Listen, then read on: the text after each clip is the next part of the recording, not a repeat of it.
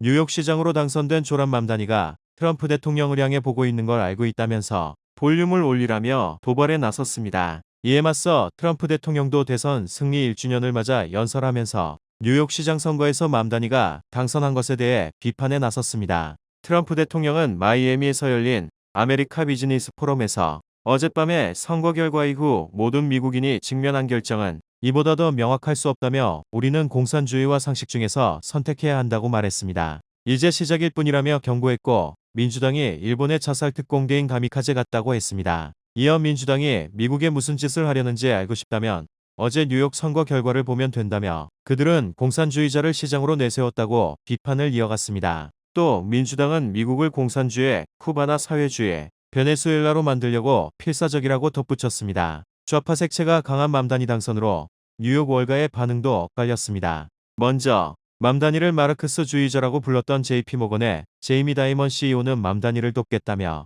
기존 입장을 선회한 모습을 보이기도 했습니다. 제인 프레이저 시티그룹 CEO도 협력 의사를 밝히며 화해의 손길을 건넸습니다. 반면 앤서니 폼플리아노 프로페셔널 자산운용 최고 경영자는 사회주의자가 뉴욕시장에 당선된 건 미친 짓이라며 격분했습니다. 현지 시각 4일 미국 연방정부의 일시적 업무정지 셧다운 최장 기록 달성을 앞두고 트럼프 대통령이 공화당 의원들에게 상원의 필리버스터를 종결하고 셧다운을 끝내라고 촉구했습니다. 트럼프 대통령은 이날 트루스 소셜을 통해 우리가 필리버스터를 종결하지 않는다면 민주당이 중간 선거도 다음 대선도 이길 가능성이 훨씬 커진다고 했습니다. 이어 민주당 미치광이들이 자기들 표로 모든 것을 막아버리면 공화당은 상식에 기반한 정책을 어떤 것도 통과시킬 수 없기 때문이라고 덧붙였습니다. 지난달 1일부터 시작된 연방정부 셧다운은 이날로 35일째를 맞았습니다. 이날 밤이 지나면 종전 최장 기록을 갈아치우게 됩니다. 셧다운을 끝낼 수 있는 상원의 임시 예산안 처리는 공화당이 다수당임에도 민주당의 반대로 인해 안건 통과에 필요한 60표를 확보하지 못해 번번이 불발되고 있는 상황입니다.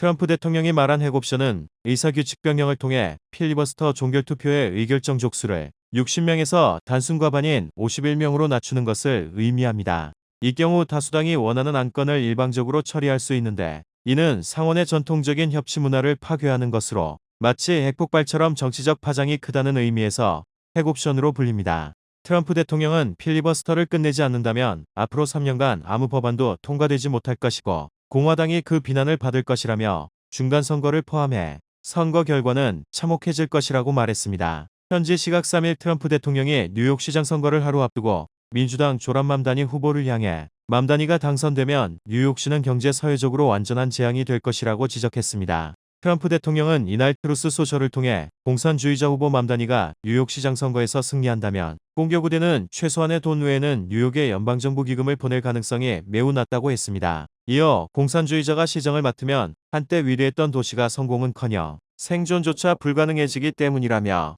대통령으로서 좋은 돈을 나쁜 곳에 쏟아붓고 싶지 않다고 밝혔습니다. 그러면서 완전히 실패한 기록만 있고 경험도 없는 공산주의자보다는 차라리 성공 기록이 있는 민주당 후보가 이기는 게 낫다며 민주당 경선 탈락 후 무소속으로 뉴욕시장에 출마한 앤드루 쿠오모 전 뉴욕주지사에게 한 표를 행사하라고 독려하기도 했습니다. 맘다니는 인도계 무슬림이자 30대 정치 신인으로 민주당 경선 과정에서 뉴욕시가 임대료 관리 권한을 가진 임대료 안정화 아파트의 임대료 동결과 최저임금 인상, 무상버스, 무상교육 확대 등의 공약을 내세우며 좌파 색채를 드러냈습니다. 4일 미국에서는 뉴욕시장을 비롯해 뉴저지주 주지사와 버지니아주 주지사 등을 선출하는 선거가 진행됩니다.